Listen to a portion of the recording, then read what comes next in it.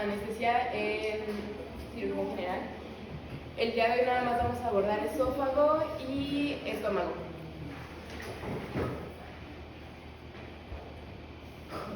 Bueno, para estos temas lo más fácil era como ejemplificar, poner un reporte de caso y con ello identificar cuáles eran como los retos en los que nosotros más íbamos a estar expuestos y abordarlo así.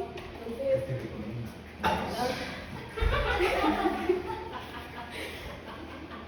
bueno, el primer caso es una miotomía de Helen.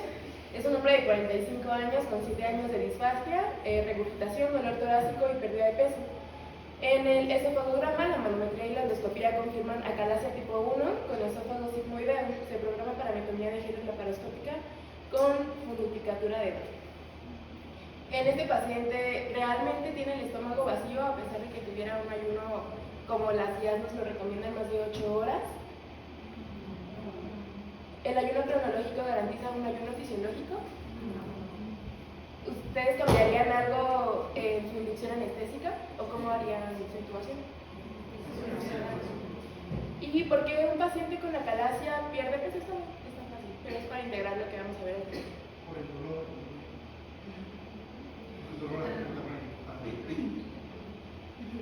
Bueno, nada más para recordar, de forma muy rápida porque es lo que vimos en clase pasada. Y para entender también lo que vamos a ver después de la ventilación unipulmonar, hay que recordar cuáles son las estructuras que están adyacentes al esófago, entre ellas cuáles son los vasos que van a pasar cerca, por donde nosotros, si nosotros quisiéramos abordar el esófago, tendríamos que pasar en una toracotomía o en una esofagectomía, y dónde está el diafragma, cuáles son los nervios que lo inervarían y a qué altura o a nivel de qué vértebra se encuentra el esófago. Y la inervación, que justo venía una pregunta del doctor.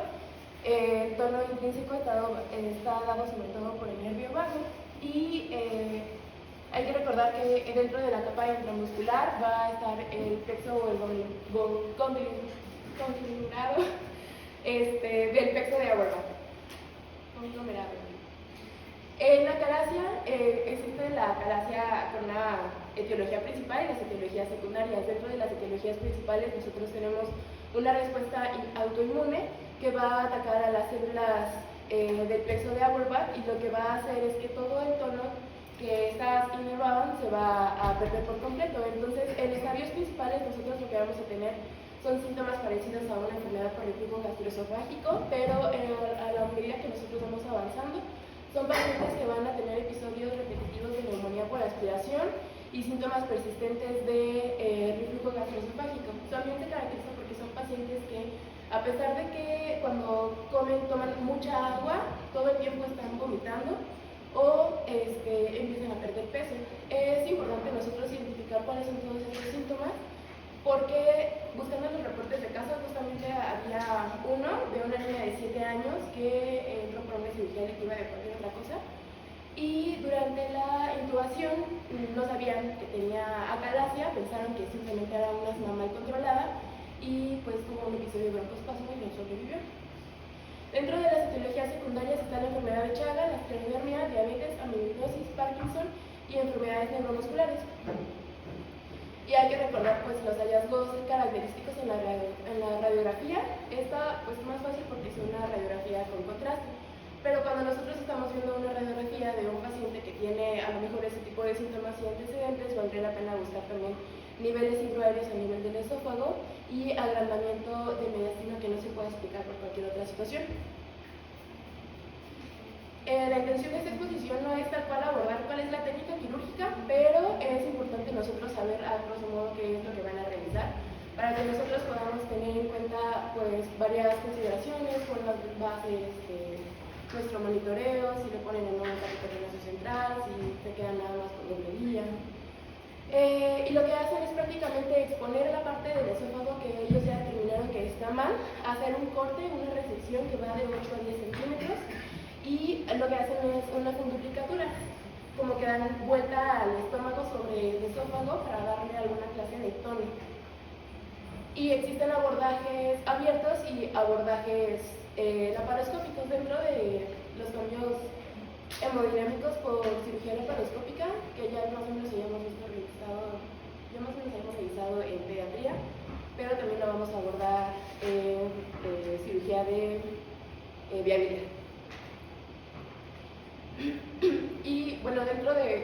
hay otro reporte de caso que la verdad sí lo quise dejar así tal cual porque dice, antes de la inducción de la anestesia se insertó una sonda gástrica de 14 French a una profundidad de 55 centímetros desde su fosa nasal izquierda. Aunque había estado en ayunas durante 15 horas, se aspiraron aproximadamente 300 mililitros de residuos a través de esa sonda. Entonces, la mayoría de los consensos en este tipo de cirugías establecen que lo ideal es someter a un paciente a una endoscopía previa y colocar la sonda nasogástrica por ese procedimiento, a pesar de que el ayuno haya estado indicado hasta 24 o 48 horas antes, y también la dieta va a cambiar. Bueno, ahorita vamos a ver eso, y también menciona que la posición de Trendelenburg invertida podría ser una forma eficaz para disminuir la aspiración, y también fue una pregunta del doctor. Ya vimos intubación por secuencia rápida, pero simplemente hay que recordar, hay todo un checklist que tener antes de este tipo de procedimientos, y entre ellos, y de los más solicitados, es precisamente el POCUS. No vamos a profundizar tanto en el POCUS, pero hay que tenerlo en mente para que nosotros podamos abordar a un paciente antes de este tipo de intervenciones y nosotros identificar más o menos cuáles serían las imágenes que esperaríamos ver. La de un estómago vacío, cómo se vería un paciente que todavía tiene líquidos claros, las que todavía no son líquidos claros y los que todavía tienen contenido sólido. Y esto es también importante porque nosotros vemos la presentación antral y la implicación de cuánto volumen nos estaría interpretando para nosotros un alto riesgo de broncoaspiración. En este caso la mayoría coinciden en que más de 1.5 mililitros por kilo de lo que nosotros cuantificamos aquí se considera un alto riesgo de broncoaspiración. Y estas son las recomendaciones que les decía. En esos pacientes se recomienda una dieta líquida clara menos 24 horas o una dieta baja en residuos durante al menos 48 horas, y siempre se va a preferir el vaciamiento esofágico por endoscopía previa al procedimiento. Y de forma muy rápida, nada más, esta es sacada de la BJA y habla o pone un esquema, el más actual, sobre cómo hacer una abordaje de secuencia rápida. Desde la preoxigenación, la inducción, cómo manejar la apnea y cómo vamos a manejar a nuestro paciente, ya sea por presión o por volumen. Y lo que todos coinciden es que durante todo ese momento la norepinefrina siempre tiene que estar conectada. Y en pacientes que ya de por sí tengan choque o que tengan tendencia a la hipotensión, lo que se recomienda es, a pesar de que todavía no cumpla con, no sé, una PAM menor de 65, nosotros empecemos a colocarla previo a la inducción. ¿Y cuáles son las consideraciones en el abordaje laparoscópico? Pues que va a aumentar la presión intraabdominal, y esto, a pesar de que nosotros tengamos nuestra vía aérea protegida, pues aumenta el riesgo de que por la presión intragástrica haya una regurgitación importante. Como les comentaba, que la posición de anti-Trendelenburg pues disminuye el riesgo de regurgitación, y que el hecho de que ellos estén trabajando en el hiato esofágico y aumenten la presión en esta área por la administración del CO2 va a hacer que el hiato se encuentre dilatado y que exista más riesgo de neumomediastino y de neumotórax. También por la zona en la que van a estar trabajando se llega a presentar disrupción de las fibras musculares del diafragma, entonces estos pacientes pudieran llegar también a presentar este tipo de complicaciones. Y la disección laparoscópica,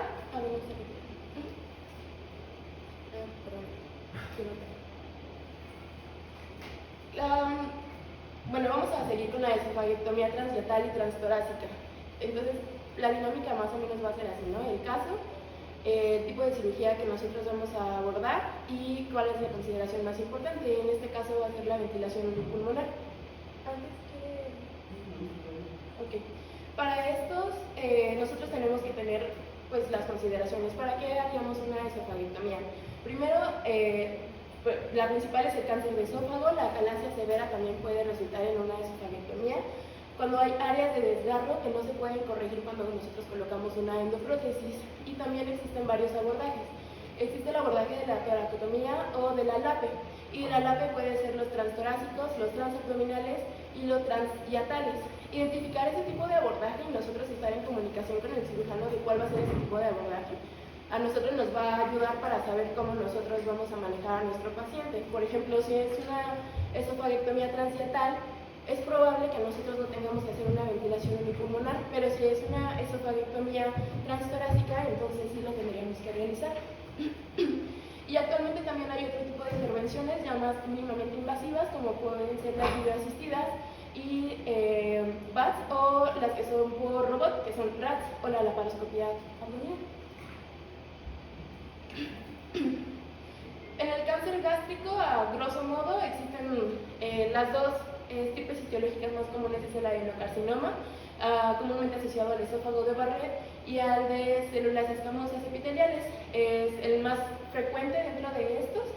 Es más común en el tercio medio y está asociado al consumo de alcohol y de tabaco.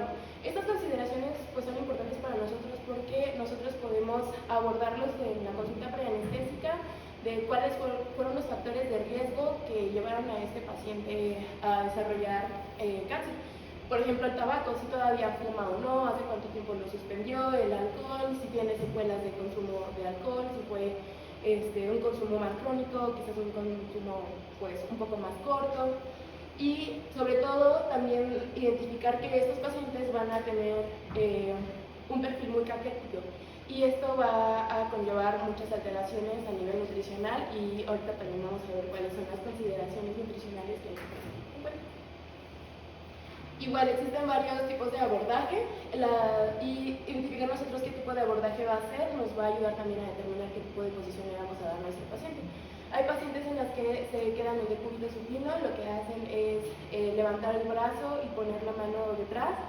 Hay pacientes que los ponen de lado, pero con esta posición, y hay pacientes que los pronan. Cuando nosotros identificamos el tipo de incisión, nosotros pues podemos preparar nuestra sala. En el caso de la esofagectomía transhiatal, esta lo que va a hacer es una lape y van a diseccionar el tercio inferior del esófago. Entonces van a hacer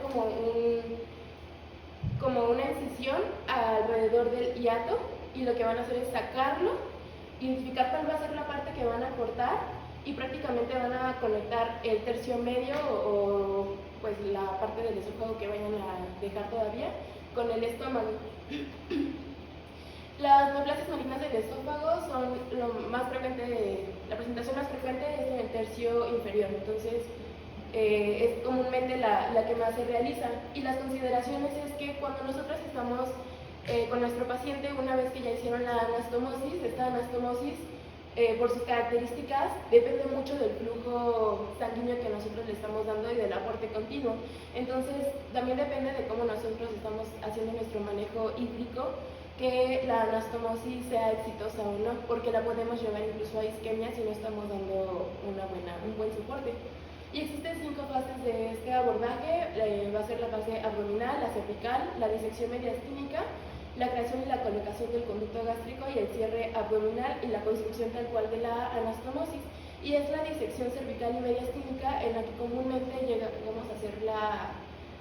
a hacer el abordaje transtorácico, y es importante la ventilación unipulmonar.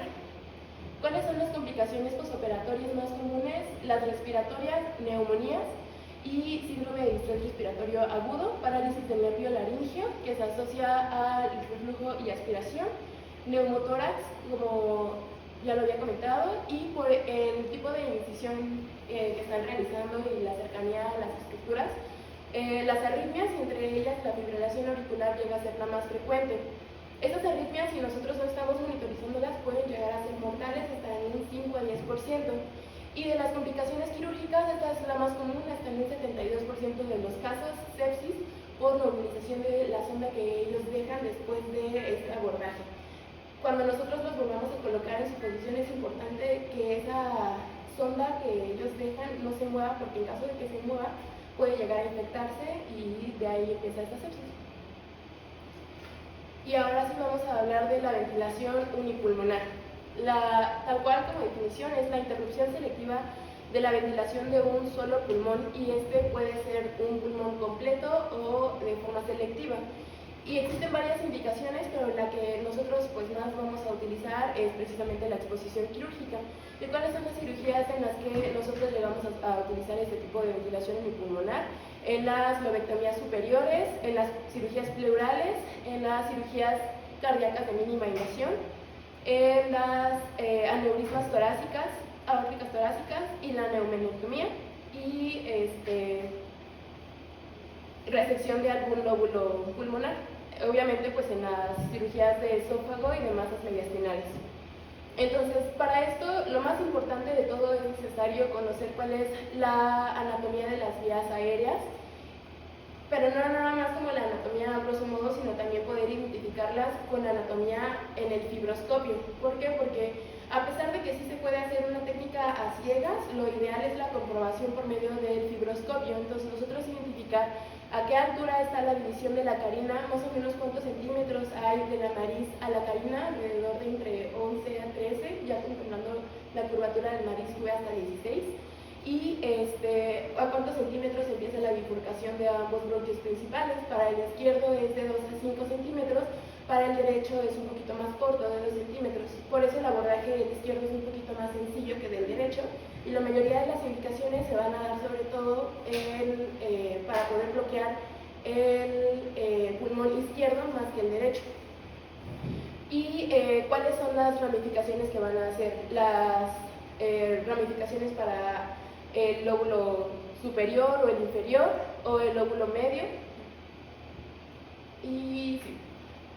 Bueno, entonces la anatomía de la tráquea, como ya les comentaba, se divide a niveles de 6, en la tráquea, sin contar la nariz, 11-13 centímetros, y el bronquio principal derecho es el más ancho. También digamos, la angulación es más chiquita, de 25 grados versus con el izquierdo, que es de 45 grados. Y existen diversos dispositivos que nosotros podemos utilizar para este abordaje. Existen los tubos endotraqueales de doble luz, que son los más comúnmente usados. En consensos de expertos son los que más se utilizan, pero más que por, digamos, por la disponibilidad, sino porque son un poco más sencillos de utilizar en comparación con los bloqueadores bronquiales. Los bloqueadores bronquiales pueden ser independientes o dependientes, y los independientes, el más común es el catéter Fogarty. ¿Alguien sabe qué otro uso tiene el catéter Fogarty? ¿No? En las embolectomías es el catéter que ellos ocupan, lo introducen, digamos que llegan al émbolo local. Conocer este catéter también nos va a ayudar a saber que pues por el medio de él no vamos a poder aspirar y que por medio de este no vamos a poder ventilar. Ahorita vamos a ver las indicaciones.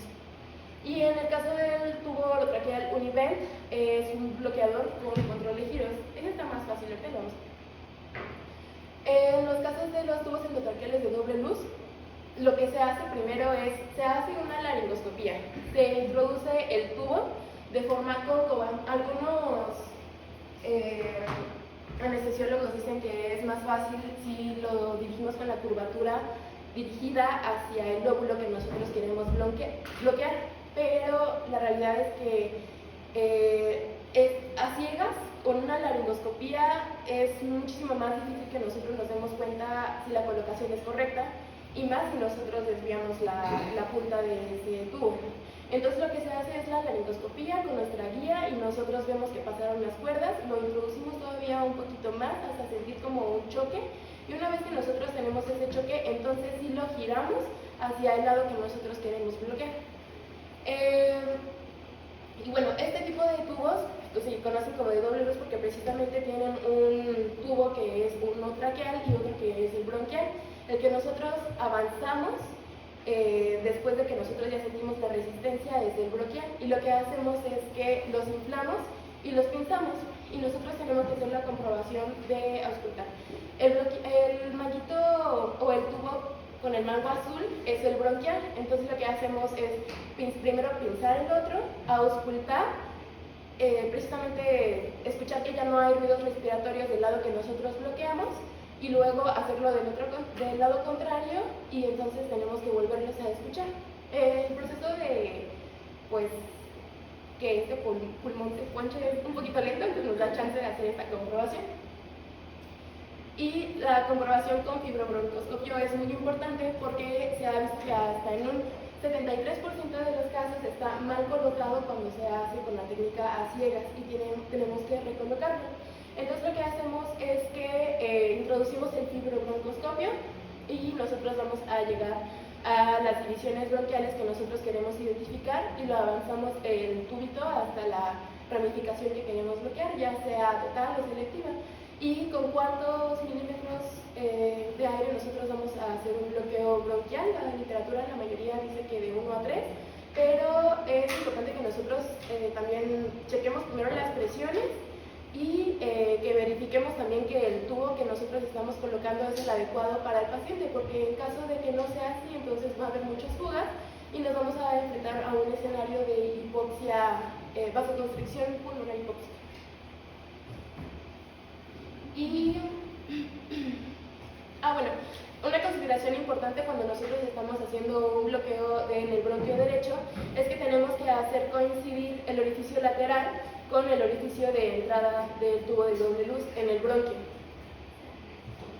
¿Y cuáles son las complicaciones de este tipo de tubos? La primera, los traumatismos de la vía aérea, sobre todo cuando no se hace la comprobación o cuando no se hace desde un inicio con el fibrobroncoscopio, desgarros traqueales, ruptura bronquial, que haya estado mal posicionado y entonces el paciente empiece a desoxigenar, obstrucción cuando nosotros estamos bloqueando el lado izquierdo, que por error también bloqueemos el bronquio derecho, y cuando están haciendo una neumonectomía, que lleguen a obstruir también la luz bronquial.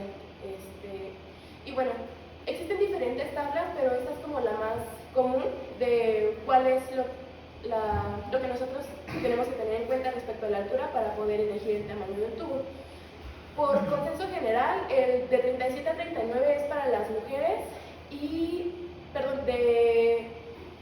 de 35 es para las mujeres y 37 a 39 es para los hombres, la mayoría se queda con el 39. Ahora, los bloqueadores bronquiales. Tiene ventajas y algunas desventajas. La ventaja es que en pacientes que sean difíciles de intubar, esta es como la más adecuada. Se puede hacer a través de un tubo orotraqueal, entonces lo que se hace es hacer una laringoscopía, introducir el tubito y a través del tubito nosotros poder meter este bloqueador. Hasta, igual lo mismo, nosotros lo avanzamos, sentimos que ya chocó con algo y lo vamos dirigiendo hacia el bronquio que nosotros queremos avanzar. Hay que tener en cuenta lo de los centímetros que le comentaba, porque nosotros podemos identificar por medio de las vías o de las líneas que traen los diferentes catéteres hasta donde nosotros estamos avanzando y más o menos por cuestiones de altura y de anatomía hasta donde lo tendríamos que dejar colocado. Y los bloqueos lobares segmentarios, nos ayuda un poquito más porque es más chiquito. Y algunos inconvenientes, si en el otro ya de por sí tardaba en inflarse del pulmón, en esto todavía se tarda un poquito más. Y para estos casi sí o sí necesitamos el fibrobroncoscopio para poder colocarlo. Y este es el catéter Fogarty que les comentaba. Este es el globito que ellos utilizan para poder identificar cuál es el trombo que tienen que jalar en las embolectomías. Entonces es lo que les comentaba, se introduce a través del tubo orotraqueal y como no son huecos, la diferencia, no van a tener la capacidad de administrar volumen y van a conceder alta presión en las vías en las que van a estar bloqueando. Entonces, las complicaciones con ellos es que pueden llegar a jugar mucho aire y que también son más comunes con ellos las lesiones bronquiales. A través de ellos tampoco se puede succionar. Entonces, en pacientes con escenarios en los que se va a hacer una intubación por secuencia rápida, que se sospecha que ya hay un retardo en el vaciamiento, pues no es como lo ideal porque se ha visto que la introducción de un tubo de doble luz llega a tardar hasta 80 segundos y un tubo de un bloqueador bronquial puede llegar a tardar hasta 180 segundos en poder introducirse. Entonces son 180 segundos en los que nosotros pues podemos no tener como tan protegida nuestra vía aérea. La ventaja con este es que como tiene tubo orotraqueal convencional, en caso de que llegue a haber un periodo de broncoaspiración, o sea, puedes sacar el bloqueador rápido e inflar el neumo. En los casos de los tubos ARNDT, Este es más fácil porque tiene un lazo de nylon, entonces es como más fácil guiarlo a través del fibrobroncoscopio, como que se introduce el fibrobroncoscopio y tienen un adaptador. Por un lado conectas el circuito, por otro lado introduces el fibrobroncoscopio y por otro lado puedes maniobrar los manguitos. Cuando tú lo introduces es más fácil identificar que ya está bien colocado, inflar el neumo y sacarlo. La desventaja es que una vez que tú sacas esa guía ya no la puedes volver a colocar, porque es la guía que tiene el láser. Entonces si está mal colocado, pues ya no lo puedes. O sea, puedes hacer maniobras ahí como para intentar acomodarlo, pero no son como tan efectivas como si de una primera vez pusieras otro tipo de bloqueadores. Y el bloqueador bronquial simple o COPDEC es igual, incluye este tipo de adaptador que es el que le comentaba. Tiene el ventilador, tiene los bloqueadores bronquiales y por ahí puedes introducir el broncoscopio. Y también tiene un puerto de succión. Esto lo hace muy útil sobre todo en este tipo de escenarios. Y los Univent o los bloqueadores con control de giro es prácticamente un tubo con una sola luz, y lo que hace es que a través del tubo orotraqueal lo insertas y ese giro que está aquí es el que va a llegar a los lóbulos. Se utiliza sobre todo como para cuando vamos a bloquear un solo lóbulo, y ese neumo, ese globito que se ve al final, queda más chiquito. ¿Cómo describirlo?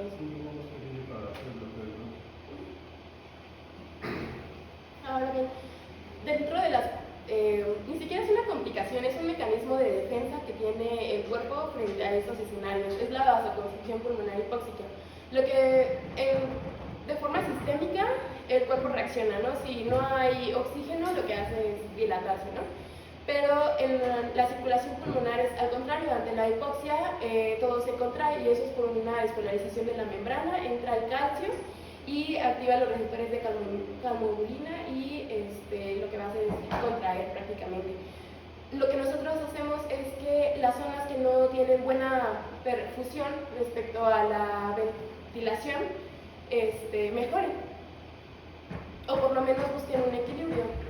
Acordarnos a lo mejor de las zonas de West y demás, entonces buscar por lo menos las zonas en las que estos lleguen un poco más al equilibrio.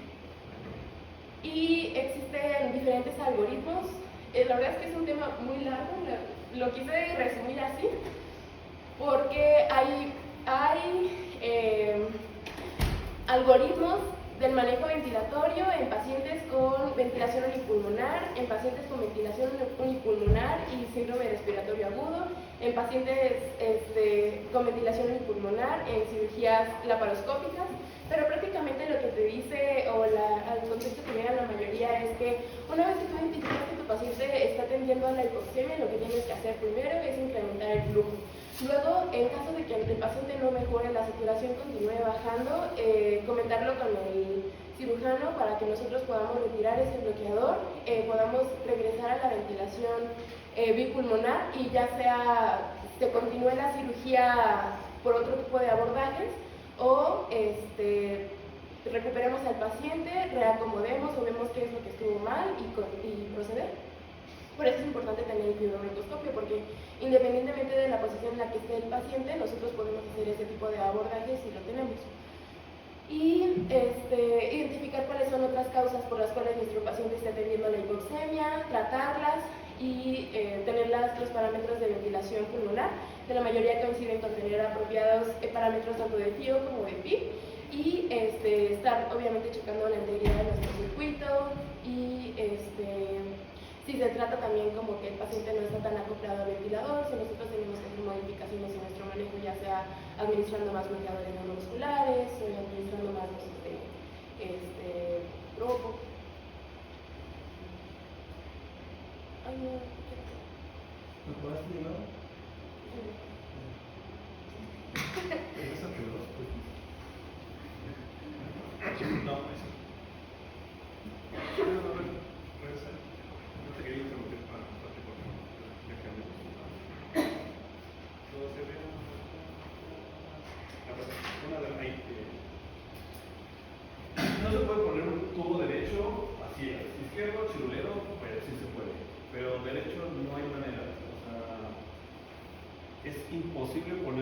derecho, sobre todo por esta parte de aquí, a ver si no tapo un poco. Pon una adelante, creo que tenías una adelante. Creo que aquí, esa, sí era esa, ahí. La diferencia entre un tubo derecho y un tubo izquierdo es este hoyito de aquí. Está diseñado este hoyito para oxigenar al apical derecho. No hay forma en la que a ciegas tú garantices que este hoyito coincida con la salida del apical derecho. La ventaja es que solo hay 5 cirugías que lleva el tubo derecho. Se las voy a dejar de tarea, pero son 4. Entonces, literalmente, ahorita con el tubo derecho solo hay 4 cirugías. Ventaja que si algún día, ¿cuántos son metido ya unipulmonar aquí? No. Los bloqueadores bronquiales yo solo los metí en el INER. De ahí afuera nunca me ha tocado un bloqueador bronquial, gracias a Dios. Y el izquierdo es relativamente sencillo. La técnica que les digo está bien, o sea, empiezas con curva a la derecha, entras, que chocas, topas y giras, casi siempre vas a girar a la izquierda. Dudo que les toque alguna vez en su vida poner uno derecho y se puede negar simplemente por no tener fibros. Traten de practicar con el fibros, que si llegan a entrar conmigo y me dicen que así sea, no sé, un apéndice, lo quieren poner con fibros, lo ponemos con fibros solo por práctica. Pero es sencillo, o sea, arriba es abajo, abajo es arriba y derecha es derecha y izquierda es izquierda y ya. ¿Qué otra cosa les voy a decir de esta? Nada más eso, o sea que el derecho tiene que luego llevar con fibros, no hay manera. El izquierdo, lo ideal es, o sea, lo puedes poner a ciegas y garantizas con el fibros. Los fibros luego se montan en el tubo y te vas intubando con todo y el fibros. Yo hago una chidulez / nacada, que es pongo video y hago fibro con tubo, o sea, todo al mismo tiempo. Para no sé, me siento más seguro, más tranquilo. Pásame la de vasoconstricción hipóxica. No es cierto, de la tabla que tienes, bueno, hay 4 fórmulas para calcular el tubo, mañana se las doy. La principal es Hanalan. También les voy a traer el artículo mañana, el artículo mañana artículo y miércoles les traigo, de cómo medir por ultrasonido, cómo medir por tomografía, cómo medir con rayos X y las 2 fórmulas, y hacemos un ejercicio rápido. Esta es la más práctica, pero tiende a fallar, o sea, a mí sí me ha tocado que, si se fijan, los rangos de estatura son muy amplios. Ajá, y hay veces que, cuando entran conmigo trata de que se quite la idea de que mujer 7.75, hombre 8.5, porque no, o sea, por ejemplo, yo por ultrasonido soy 9.5. Entonces, aquí es donde más necesitamos tener la menor cantidad de presión para movernos más, sobre todo cuando estamos haciendo cambios en la driving. Ahora sí pasó a la vasoconstricción. Bueno, no creo que haya entendido, pero ¿quién intentar explicar la vasoconstricción con la driving? Se supone que es un mecanismo adaptativo. Bien. Entonces lo que se genera es endoteliina y es reactivo de oxígeno. Esto bloquea los canales de potasio dependientes del voltaje y de ahí hay un ingreso para mantener el ambiente de voltaje de otro canal de calcio y eso genera vasoconstricción. Entonces la idea es que justamente la parte de riego sanguíneo vaya hacia las zonas que están mejor cuidadas. Entonces, Sí, lo creo que aparentemente algo, un mecanismo. Pensemos que estamos con el pulmonar izquierdo, que es el escenario más común que les va a tocar. En nuestro caso, estamos bajando un esófago en alguien intermedio 15 años, y entonces por eso se van a entrar por el tórax derecho. ¿Se acuerdan? La teoría de las zonas de West ya no es la correcta, la actual, ¿cuál es la actual?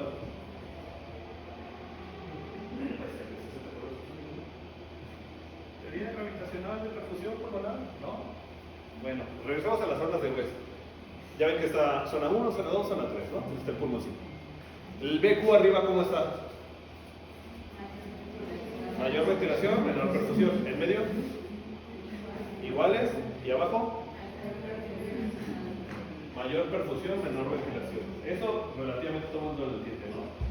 Entonces, si yo tengo mis 2 pulmoncitos y solo me voy a quedar con el izquierdo, ¿qué le va a pasar al derecho?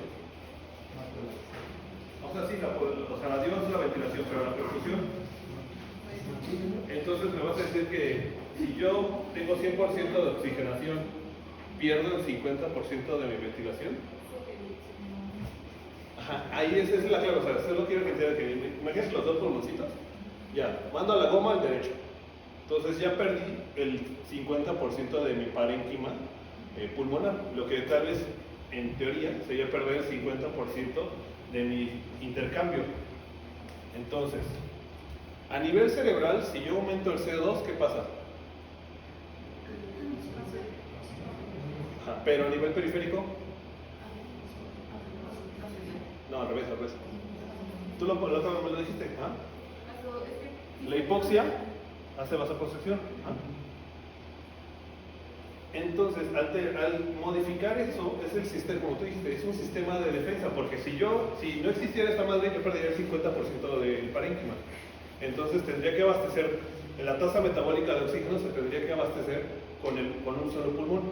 Entonces lo que hace la vasoconstricción pulmonar hipóxica en teoría es que tu BQ vas a tener ahora dos zonas 2, o sea, la intermedia, donde la BQ está igual 1 a 1, haciendo que la pérdida del parénquima se pasa a 25%, haciendo que se vasodilate el vaso, aumentamos la perfusión, por lo tanto va a haber mayor ventilación.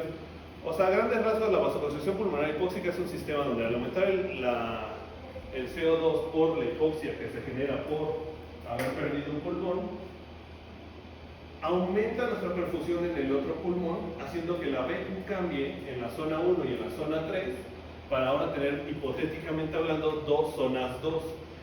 Consiguiente, aumenta la perfusión y como no sé qué me dijo, al aumentar la perfusión, aumento la ventilación. En conclusión, en vez de perder el 50% de mi parénquima pulmonar, pierdo el 25% de pulmón, por así decirlo. Entonces yo estoy ventilando con un 75% de pulmón. Por eso podemos vivir con los aerosoles de pacientes saturando perfecto, con métodos de protección pulmonar unipulmonar, con eso. O sea, solo quiero que se queden con esa idea, de que en realidad que pierdo hipotéticamente la ventilación del 50% por la vasoconstricción pulmonar hipóxica, que es un sistema de defensa natural, matemáticamente se baja al 25% y entonces yo tengo el 75% de mi parénquima. Y no, les traigo esta tabla, les traigo lo del... Es que necesito que vean la imagen para que sea más sencillo explicarles lo de la tomografía. Les enseño cómo calcular la fórmula de los tubos. El método de SAT es el de la tomografía. Ajá. Pero es que necesito la imagen para que sea más bonito. Si no les digo, pues mire fotografía y mire tú. Ya, creo que ya con eso.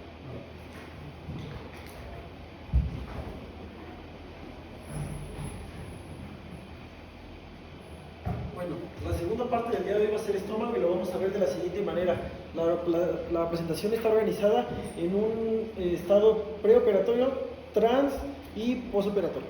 Y los escenarios con los cuales nos vamos a enfrentar con cirugía de estómago, pues van a ser resecciones totales o parciales y pueden ser programadas o urgencia, en el contexto de un paciente oncológico o con patología ácido-péptica. En general es como que para ubicarnos en qué escenarios nos podríamos encontrar con esto, o sea, si le ocurre alguna otra situación también lo puede comentar. Entonces, solamente rápidamente para recordar dónde se encuentra nuestro estómago. Vamos a encontrar 4 porciones. El cardias no es una porción específica, simplemente lo definen como la unión entre el esófago y el estómago. El fundus, que es esta parte, el cuerpo, y el atro, que es el que conecta con el duodeno. Va a estar irrigado por 4 arterias principales, las cuales van a ser la gástrica izquierda y la derecha, y una superior y otra inferior. Es como si tuviera irrigación por los 4 lados del estómago, recuérdenlo. El drenaje venoso va a ser, drena directamente lo que es el sistema portal y tiene una inervación simpática principal por el nervio vago, pero también parasimpática a partir de un ganglio celíaco. Si ahorita yo les pregunto qué raíces de la médula, de los ganglios de la médula inervan el estómago, ¿saben cuáles son? Así que dicen, a ver, ¿de dónde sale la inervación del estómago? Es del 5 al 10.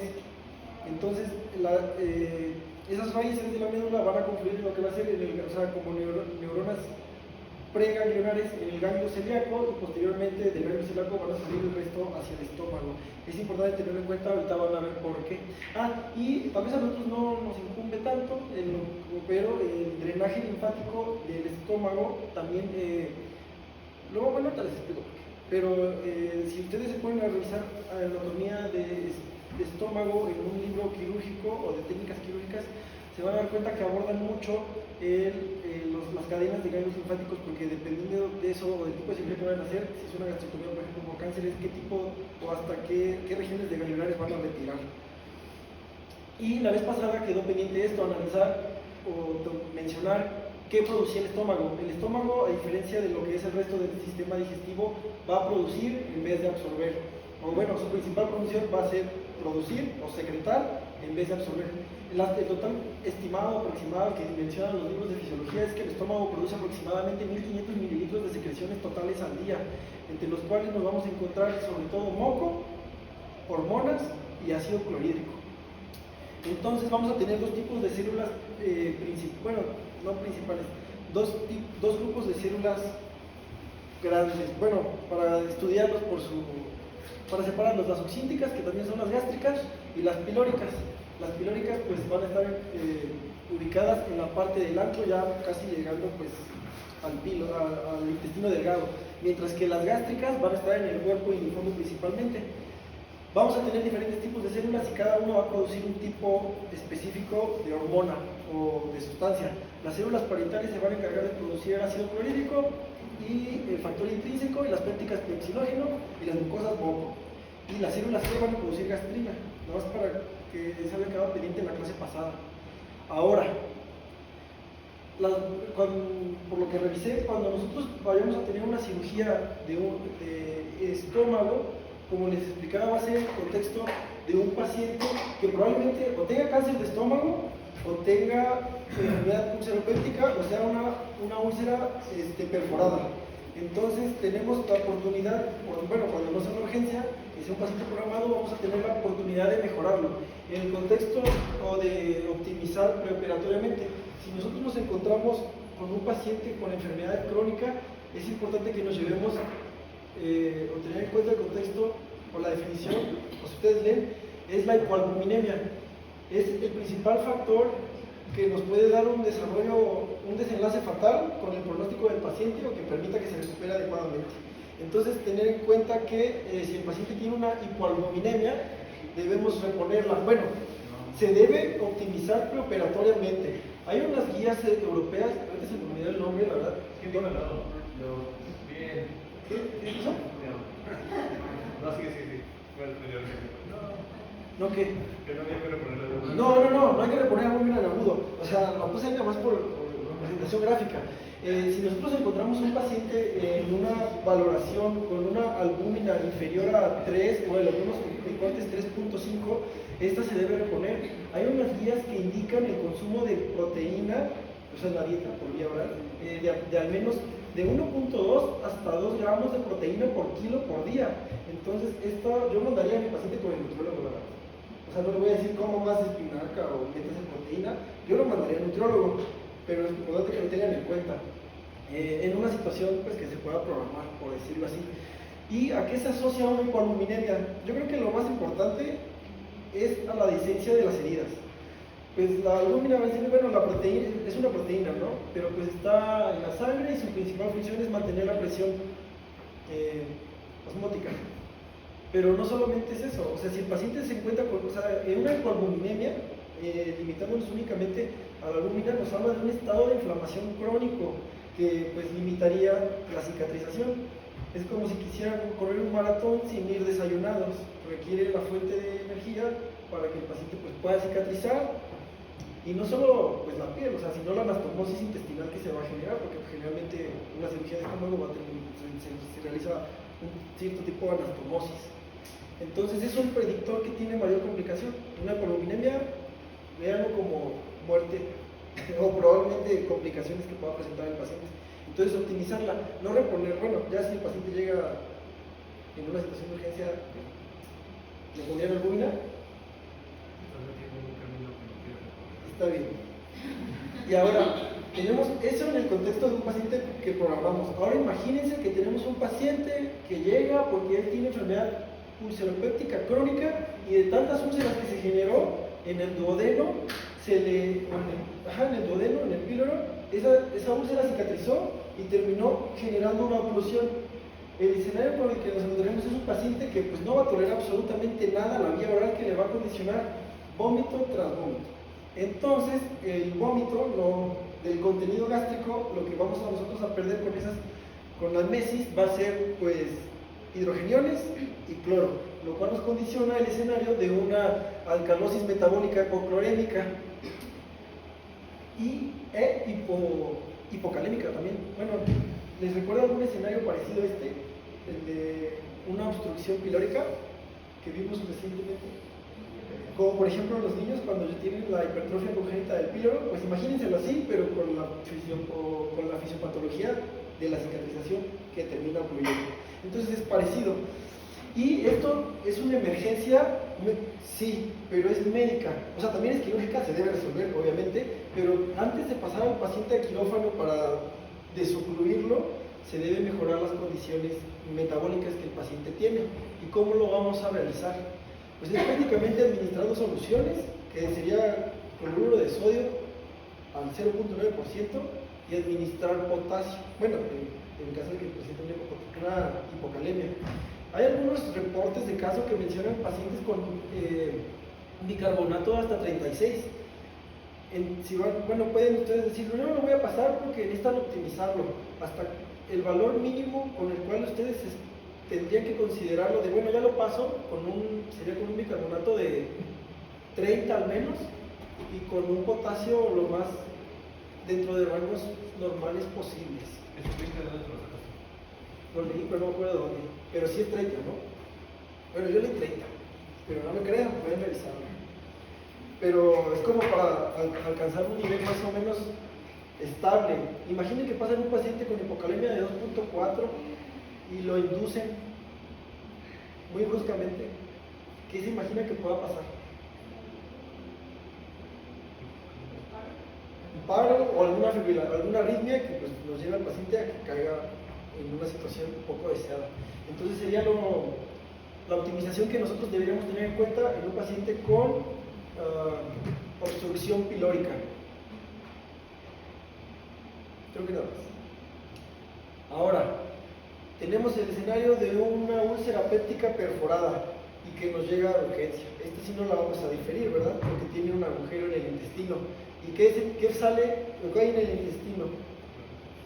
Además de moco, que todo el intestino produce moco.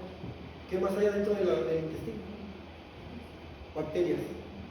Y si se perforó el estómago, ácido clorhídrico. Ahora, ¿se pueden imaginar la reacción que ocurre dentro del peritoneo al liberarse bacterias y ácido clorhídrico? Se genera una peritonitis aguda que en cuestión de horas conduce al choque grave. Entonces se debe reparar. Yo no sabía, hay una maniobra de Graham en la cual, yo no sabía, en la que la úlcera perforada se recubre con peritoneo, con mesenterio. Y yo me pregunté, ¿por qué? No sé si ustedes sabían, ¿alguien sabía? Yo la verdad no.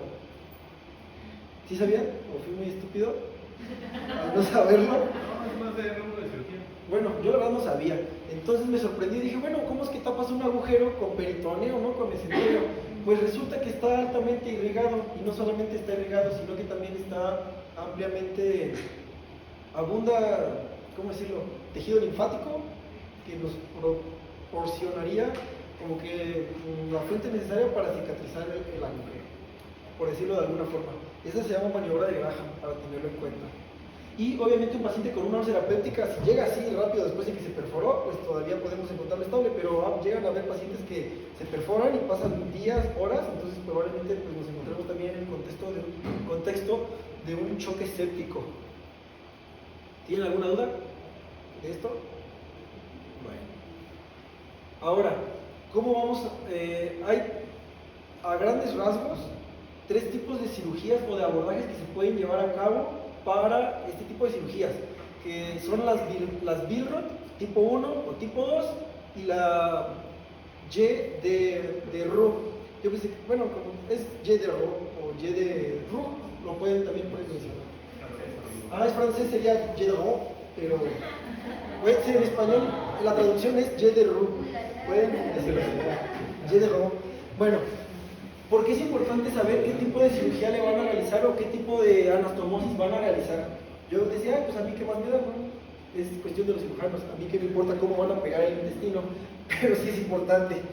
Porque, por ejemplo, tenemos la Billroth 1, en la cual la anastomosis es prácticamente duodeno pegado ya sea a una parte del estómago o directamente con el esófago. Entonces digamos que tenemos nuestras dos partes terminales y solamente las unimos.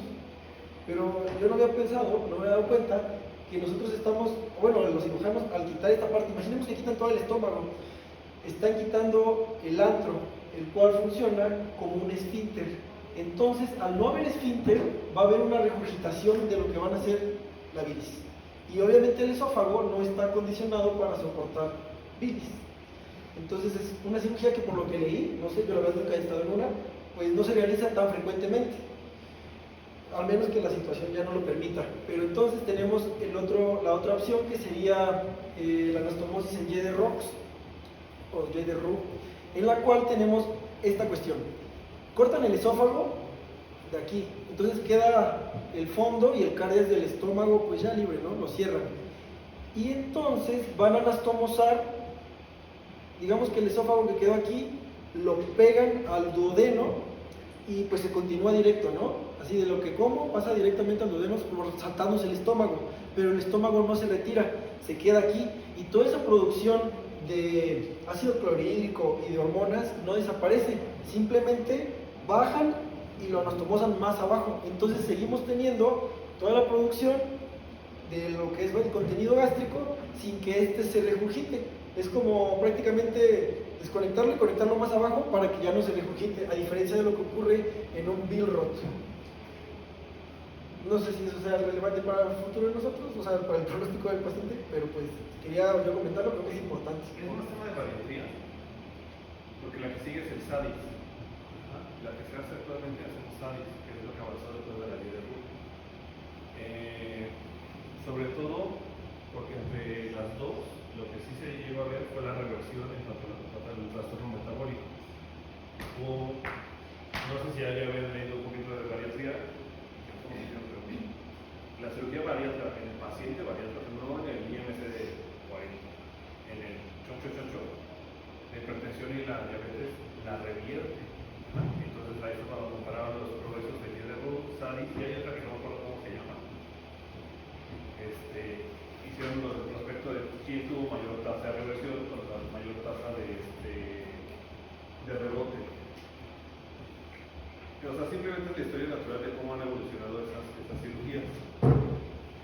El tema, bueno, se ve más en bariatría porque empiezas desde de manga a Billroth, de Billroth a Y de Roux y luego al SADIS. Y hay otra actual que no sé cómo se llama, pero se la traigo para el viernes.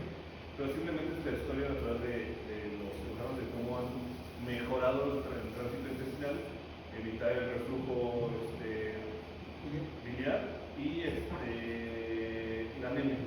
O sea, porque al final del día, recuerda que en el bariatra, ¿cuántos suplementos alimenticios se quedan? Bueno, es que tengo un tema de bariatría, no sé si está en el tema de R3, yo lo vi en el R3. Pero es el SADIS, por ejemplo, te quita o hace que no tengas anemia. Por lo de la Porque no se o sea, el peroxidógeno se sigue produciendo. Ahora, esas son con las anastomosis, pero imaginemos que tienen que retirar el estómago por completo por alguna circunstancia. Sí, o bueno, por lo que llega a tener en cuenta, tal vez es más como de onco, pero si el cáncer se encuentra en el cuerpo o en el antro, se hace una gastrectomía total. No, es al revés, perdón. Si está en el fundus, o sea, en la parte de acá arriba, se debe realizar una gastrectomía total, mientras que si está en el antro, pues se puede realizar parcial. Porque esto es importante. No me acuerdo de qué lo puse. Traje la parcial. Esta es la manga gástrica. Bueno, consideraciones a tener en esto. Se utilizan unas sondas, o sea, se introduce una sonda a través del intestino para delimitar el calibre mínimo que debe tener el intestino que va a quedar permanente. Imaginemos que este es el estómago, ¿no? Así una bola. Entonces introducen una sonda que atraviesa todo el estómago y digamos que el objetivo de introducir la sonda, que son de calibre 40, bueno, no puse unas imágenes, pero son bastante pues, anchas en comparación de las ondas que estamos acostumbrados a ver. El punto es rodear esa sonda con el remanente del estómago pues, para asegurar el cierre, ¿no? Por decirlo, imagínense que introducen la sonda y esta se va por aquí y el objetivo es simplemente recubrirla y el resto retirarlo. ¿Qué más? ¿Qué pasa si lo dejas más chiquito? ¿Se estenosa? O sea, tendría que ser y tener un vaso dentro. Bueno, no sé. ¿No? No. ¿Quién maneja la sonda? ¿El cirujano? O sea, ¿la colocamos nosotros? Aquí hay todo para allá. ¿Quién maneja la sonda? Yo, por ejemplo, destruí un Sadis en Tijuana porque no sabía. Más o menos traes la sonda. ¿Tiene la cierta? No. La manga todo el mundo lo entiende, ¿no? Aquí cortan y pim pam. El Sadis hacen una anastomosis aquí donde pegan el duodeno y dejan el nacer ciego arriba. Entonces vamos nosotros con la sonda y es como un paso de la muerte donde sales con la sonda y ellos vuelven a meter. Bueno, el punto es el que yo le empujé de más y destruí todo el intestino. Yo brillando en la arriba. Es importante saber. Bueno, miren, estrictamente no es nuestro trabajo manejar la sonda. Pero tú crees que un cirujano te va a volver a hablar si tú dices, ¿me ayudas con la sonda? Y tú, no, a mí no me toca. Pues dice aquí sí, ¿no? Aquí sí. O sea, pero tienen cierto grado de técnica en el sentido de que pueden echar a perder toda la cirugía manejando mal la sonda. Sí es importante, no para nosotros como anestesiólogos, pero sí para el paciente, en que parte de lo que hace el anestesio bueno es que tú sabes más medicina que el cirujano. O sea, todos ustedes saben más medicina que los cirujanos y muchos de ustedes saben más medicina que algunos internistas. Entonces, si tú no sabes qué va a pasar en ese estómago, si lo dejas con una circunferencia menor a 2.5, ¿tú crees que tu cirujano sepa? No. ¿Crees que se le puede echar a perder toda su cirugía si está más pequeña la luz? ¿Crees que puede tener patologías posteriores secuencia de reflujo por no dejar este pellejín de aquí? O dejarlo muy largo. ¿Has visto cuando agarran los pilares y los manipulan? ¿Qué dijo tu compañera que pasaba por los pilares? En esa imagen, ¿dónde estarían los pilares? Ah. ¿Qué nervio dijo que pasaba por ahí? Los vagos. ¿No? Sí, ¿Y qué pasa si llega y agarra y lo jalonea? O sea, que hay una vectomía. No, eso es posible. O sea, sería muy mala suerte. Solo lo que pasó al doctor León en el bloque pasado. Destruyeron los 12 de mi diafragma. Al jalar los pilares, tronaron todo el diafragma. ¿Pero de qué? ¿Por qué te ventilador? Sí, o sea, cortaron los vagos, ¿no? Pues lo jalaron, una vez lo tronó, pero el otro destruyó los dos diafragmas. Ok. Y ese paciente ya no está. Entonces va a ser trabajo de él, está en la UCI. Sí. Ok. Bueno, a veces ya se lo dije, las de romo, con el propuesto editado del tiempo. Ahora, imagínense que van a entrar a una de estas dos cirugías y ya pues le van a dormir, obviamente, ¿verdad? Porque pues, le van a manipular ahí todo el estómago.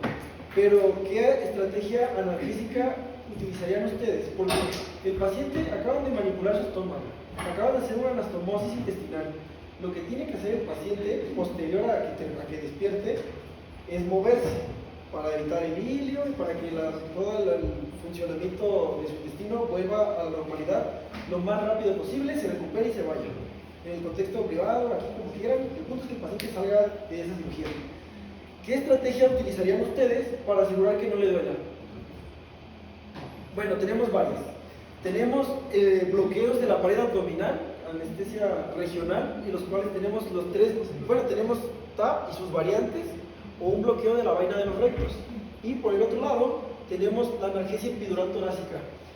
Por lo que llegué a leer, la aparición o el uso de estas dos estrategias lo que reducen es el consumo de opioides, porque ya se imaginarán lo que pasa si utilizamos opioides en un paciente que requerimos que su tránsito intestinal vuelva a la normalidad lo más rápido posible, ¿no?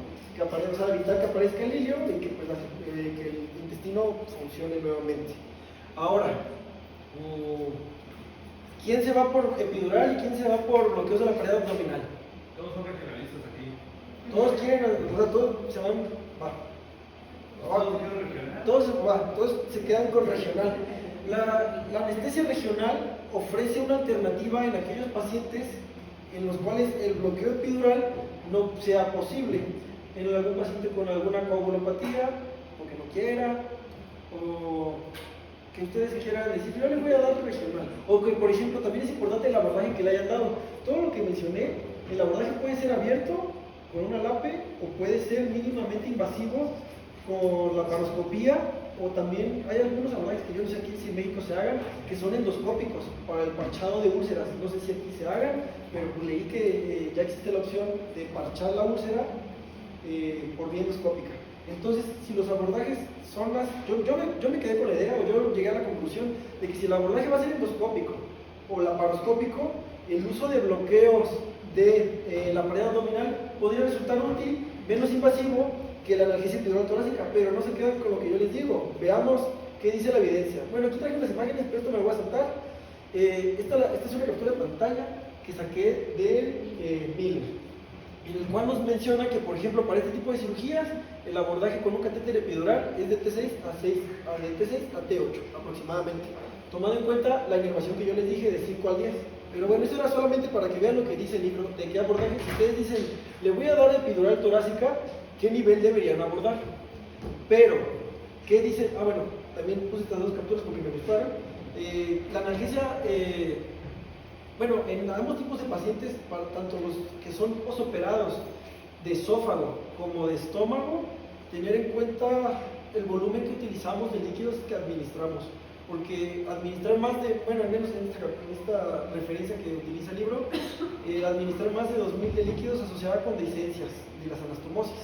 Y también, y este para lo que me gustó, la anestesia epidural torácica mejora el flujo sanguíneo mucoso en la zona de la anastomosis en pacientes sometidos a estas cirugías, y la presión sanguínea arterial está mínimamente alterada, pero empeora cuando esta disminuye el 50%. Entonces, ¿qué dice la evidencia? Bueno, aquí les quiero preguntar qué utilizarían. Este es un metaanálisis que revisé, sí lo leí por completo, y comparaban el uso de bloqueo de un TAP.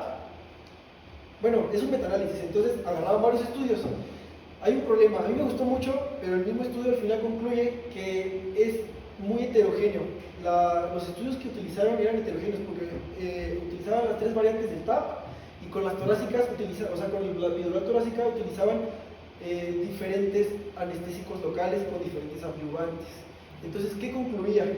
Prácticamente es esto: los bloqueos TAP o de la vaina de los rectos proporcionan analgesia igualmente que un bloqueo torácico, generan menos hipotensión y la recuperación funcional es más rápida. Los pacientes caminaban más rápido con un bloqueo de la pared abdominal que con un epidural torácico. Sin embargo, el epidural ofrece mejor control del dolor hasta las 24 horas. Entonces el estudio concluía, al paciente le va a doler menos, se va a caminar más rápido. También otro factor que utilizaban era que tenía gases más rápido y que se egresaban más rápido con bloqueos de la pared abdominal.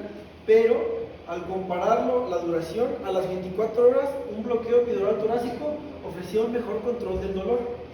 Y ambos técnicas, la que sea que utilizaban, se mencionaba el uso de analgesia multimodal, ya sea administrando lo que mencionaba el estudio era dexmedetomidina durante la cirugía o posterior, así como el uso de ketamina a dosis infranestésicas. Utilizaban una dosis de 0.2 miligramos por kilogramo.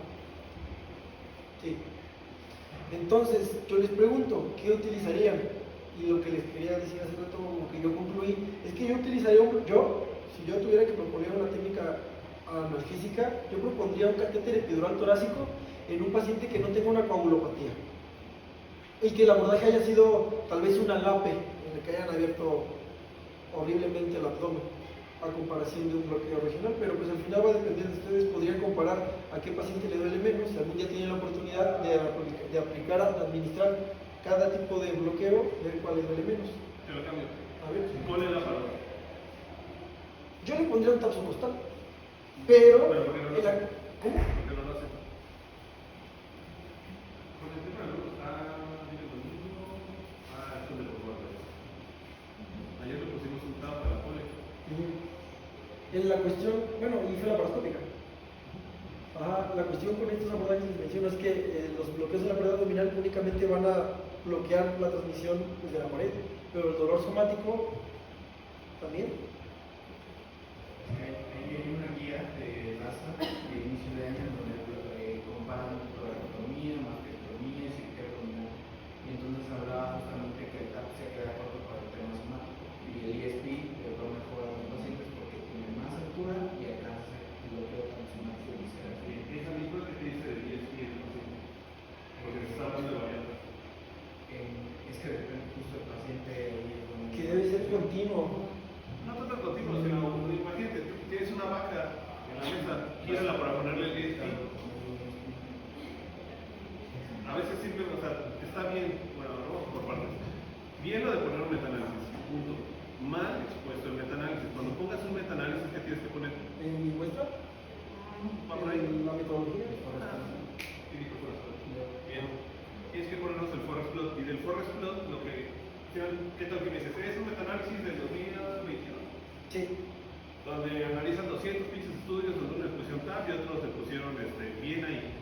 Pones el forest plot para ver qué quiero ver en el forest plot. O sea, ya 40 cabrones ya investigaron esto. ¿A mí de qué me sirve? Digo, es más sencillo. Tu conclusión, ¿cuál fue la conclusión de estos videos? ¿No? De que el TAP está más o menos bien, pero no superaría Sí. hasta De hecho, concluían que pues, hace falta comparar. la variabilidad de los estudios. Ajá. Les traigo un metanálisis el miércoles solo para enseñarles cómo es poner el metanálisis, ver cómo se corren los, cómo entender la variabilidad de los estudios y que a veces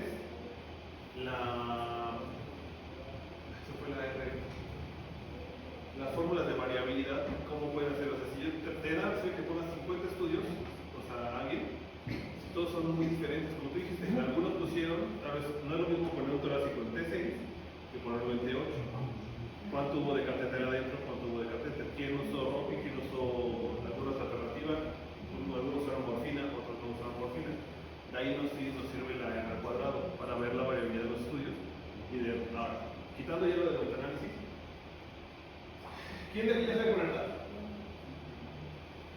Pues he puesto como. Bueno, a ver, vamos a reestructurar. ¿Quién ha puesto TAP?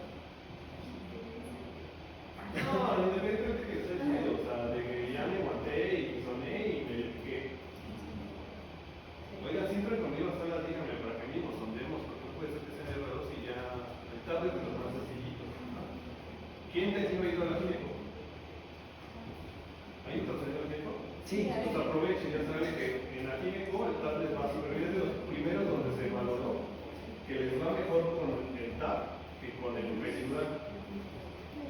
Ahora, voy a decir otra cosa, se me olvidó.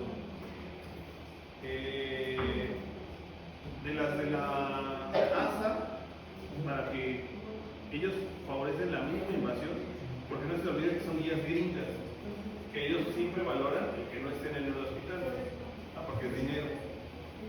Por eso, bueno, eso ya es como más política, pero a veces cuando empiezan a leer más estudios van a ver quién hizo o quién patrocinó el estudio. Hace 3 años empezaron a salir chingo de artículos de TIVA, todo con TIVA. ¿Quién los patrocinaba? Los que venden en la laboratorio arriba de Caracol. Tal vez ustedes ya los tocó porque no creo. ¿Quién de aquí da la especie con nuestro grano? Ya, todavía. Ya creo que no les tocó tanto, pero hace 5 años mandaron la goma al nuestro grano. ¿Quién no mandó la goma? Grano. Entonces, esa es parte de política, de entender esta parte de quién hace los estudios, pues tiene cierto favor político. Pues no. A ver, ya leyeron todos TAP, o sea, a mí no me han leído. O sea, si me pregunto dónde va el acceso colocado, va entre E y.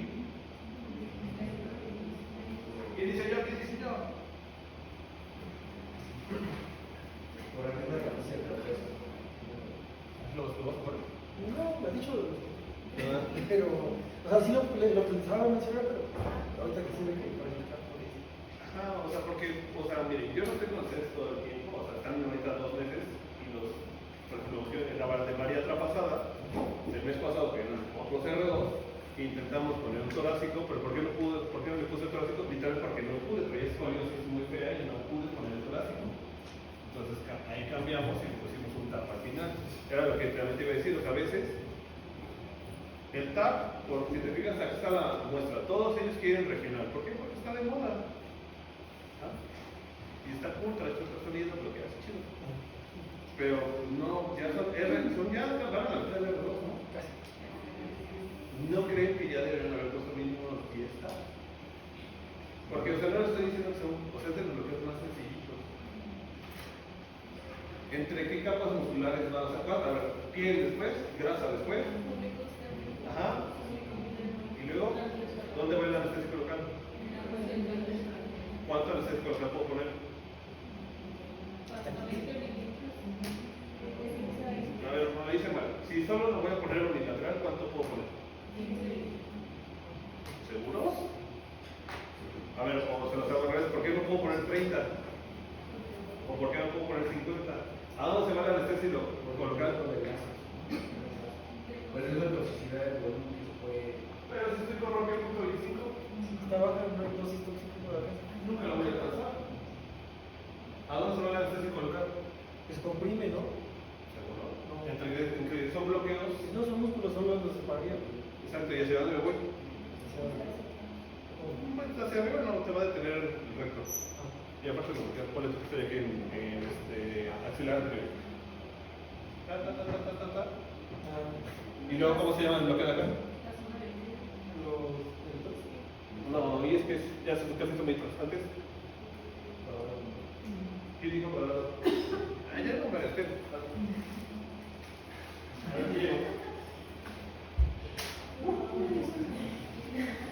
Era un movie. Sí, que le regaló un movie. Bueno, a ver, nos subimos, traigo un movie para que te examen, así que.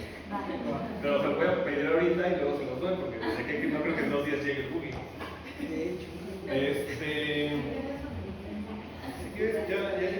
Pues ya, de hecho, solamente era como para tener en cuenta, o sea, si algún día pasan una cirugía de estómago, pues yo resumí como que los puntos que debemos tener en cuenta, ¿no? A ver, dale. Generalmente son pacientes que tienen algún trastorno en lo que va a ser el flujo normal, o sea, pueden tener reflujo o alguna otra cosa. Entonces, considerar si es, o sea, pensar, ¿es una cirugía de estómago? ¿Debo realizar una secuencia de intubación rápida? O si la patología que tiene me condiciona que tenga reflujo o algo que me arriesgue el riesgo de broncoaspiración, que aumente el riesgo de broncoaspiración, pues le doy secuencia rápida. En todos lados que yo leí, recomiendan monitorización invasiva con una línea arterial.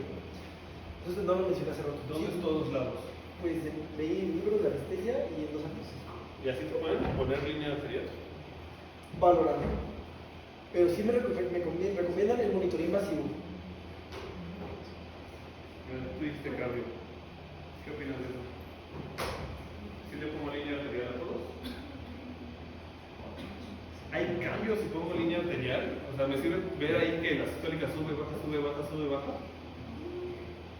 El monitoreo es mínimamente invasivo. Hacen eso y si no te acuerdas, el riesgo de una línea arterial está. Ya conocerán el año que viene el maestro Lima en cardio. Y él les dirá, tener una PANI cada 2 minutos y medio te da la misma información que tener una línea arterial. Obviamente yo soy team línea arterial, pero también quiero que vean que a veces, por eso quería saber dónde lo leíste, o sea, que te digan línea arterial a huevo. ¿Cuántos? Bueno, no sé, sí los dejan poner líneas arteriales ustedes, ¿no? Se refiere curioso. Pero ¿en el R1 pusieron línea? ¿Ya pusieron aquí? ¿Al primer intento?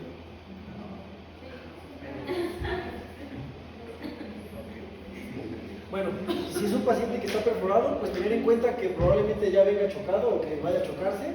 Tener en cuenta el balance hidroelectrolítico de pacientes que tengan una oclusión pilórica, optimizar cuando se pueda nutricionalmente al paciente y el tipo de analgesia puede resultarles mejor.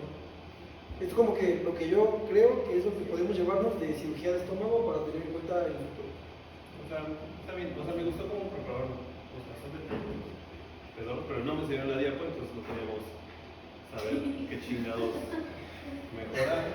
O sea, el PDF que le di a él lo tienen todos, ¿no? Ahí traté de desglosarle como de cada tema qué chingados es lo importante que se lleven para un futuro. Independientemente de que trabajen en segundo nivel o tercer nivel, o sea, el punto es de que aquí saben con las competencias para que nada les espante saliendo. A ver, unipulmonar es relativamente complejo porque está padre verlo desde la función pulmonar primero. Luego, es muy sencillo, mira, vean. Metas de protección pulmonar. ¿Cuál es la pico? Levanta una. Levanta uno la mano porque si no lo escucho aquí. Me gusta. Después, ¿qué otra meta hay? Ajá. Bien. Oye, lo dije yo. Luego, la transaérea, ¿cuánto debe estar? Máximo 2. ¿Qué pasa? Bueno, luego, PIP, ¿cómo calculo PIP? Tú solita te atoraste. ¿Cuánto es el PIP fisiológico? ¿Existe el PIP fisiológico? ¿Cuántos de PIP tengo ahorita? No hay PIP. Cada uno tiene, dependiendo de su fisionomía, es diferente. No existe la presión positiva al final de la expiración en espontánea. Entonces no existe el PIP fisiológico, aunque ese es, de hecho es literal el dos caras de la misma moneda del PIP, lo citaste literal ese artículo. Pero ¿cómo adapto el PIP? Ok, no lo calculo y eso la típica. Pero debemos ponerle bueno, detección alveolar, que es para que no colapse, y el PIP no sería una. Entonces siempre nos han dicho que tiene que ser de esas 5 probabilidades que sea de 5, porque si No, me está haciendo ya mamadas. con los datos. No, puedo tener a alguien con 15 y tener una Draven de 13. Y más si estoy en unipulmonar. Al final aquí la ventaja es que van a meter, casi todos van a tener algo pulmonar, o fuman un chingo o traen neumonía. Y vengo por mi segundo lavado, pero ya de estar aquí ya tuvo neumonía. Es claro que debes tener en consideración cómo es el vehículo derecho. Bien. Si tu paciente tiene contexto de síndrome de distrés respiratorio agudo o no, en ese contexto lo calculas de 4 a 8 y depende del tipo de...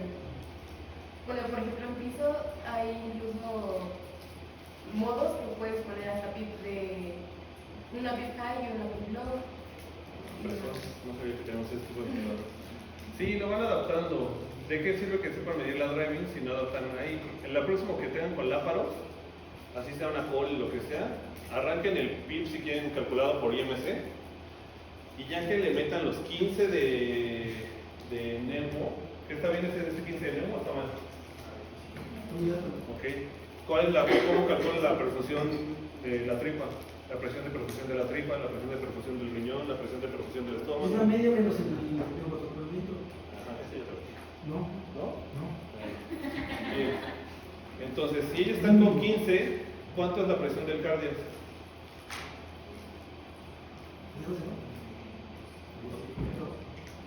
¿Cuánto, cuando están ventilando ustedes y están con su bolsita todos cute, cuánto están metiendo de presión? Sean honestos. ¿Quién dijo 15 mentirosa? Volteen, o sea, la próxima vez que si intuban a alguien al rato o mañana, solo digan, a la verga, 48, me estoy mamando. Pues así pasa, todos nos pasa en el R1, estábamos ahí y hasta que no sintieron la bolsa dura, no le metíamos. Pero ya tienen el conocimiento para que digan, tengo mi mano, aprieto, volteo a ver la presión que estoy generando y digan, ¿me estoy mamando o no me la estoy mamando? Aquí ya tuvo que se le regresara toda la comida por accidente. Les va a pasar eso. En medio año algunos de ustedes se van a ir al servicio.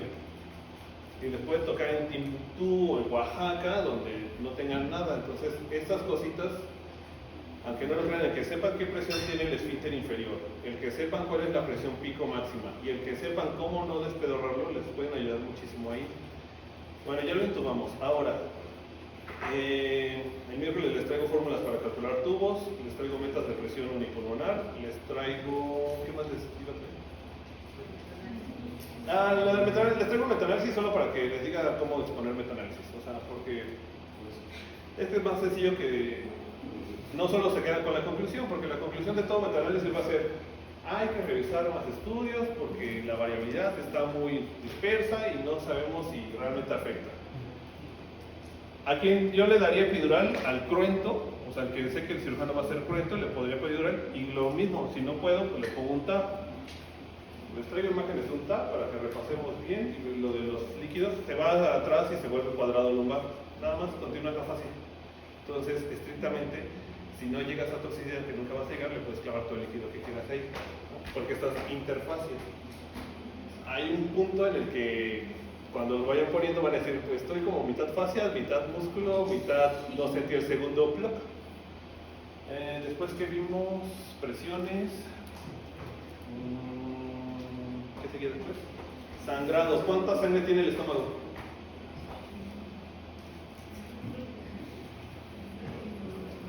¿No? ¿Cuánta sangre hay en toda la tripería? O sea, tripa me refiero a esófago, tripa gorda, tripa delgada. ¿Los que van a exponer tripa gorda están aquí? Sí. ¿El equipo 7? Sí. Espérate la mano. No, ustedes son el equipo 6, güey. Ah, ya, porque hay unos temas bien pesados ahí. Bueno. Aquí tu estómago, diafragma. ¿Ya vieron disfunción diafragmática o lo van a ver en este módulo? Ejemplo, estamos en una cirugía, estamos felices, lo tengo en el unipulmonar izquierdo, todo bien. Jalan el diafragma y lo despedorran y tengo un neumotórax. En ese momento, ¿qué voy a hacer con el ventilador?